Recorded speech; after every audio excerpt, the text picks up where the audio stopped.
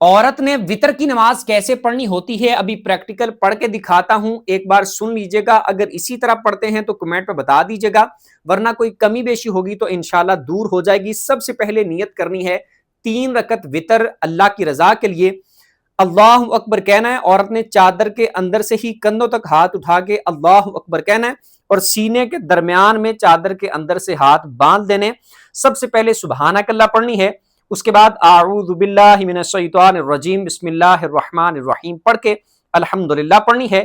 اس کے بعد پھر بسم اللہ پڑھ کے قل هو اللہ یا کوئی سورت پڑھنی ہے. اس کے بعد اللہ اکبر کہتے ہوئے رکوع کرنا ہے. رکوع کی 3 بار تسبیح پڑھنی ہے. سمیع اللہ لمن حمدہ کہتے ہوئے کھڑے ہو جانا ہے. کھڑے ہو کر ربنا لک الحمد یا اللہم ربنا ولک الحمد پڑھنا ہے.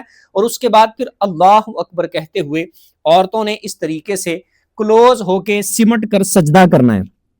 سجدے کی 3 بار تسبیح پڑھنی ہے. اللہ اکبر کہتے ہوئے بیٹھ جانا ہے.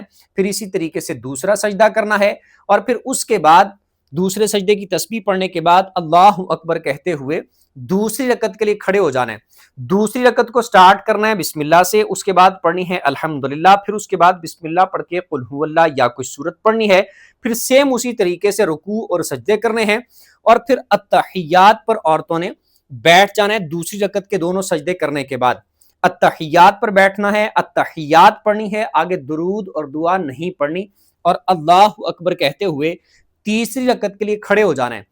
تیسری رکعت کو سٹارٹ کرنا ہے بسم اللہ سے. اس کے بعد پڑھنی ہے الحمدللہ. پھر اس کے بعد بسم اللہ پڑھ کے قل هو اللہ یا کوئی سورت پڑھنی ہے. اور اس کے بعد پھر ہاتھوں کو اٹھا کے اللہ اکبر کہنا ہے اور پھر ہاتھ باندھ دینے ہیں. پھر دعائے قنوت پڑھنی ہے.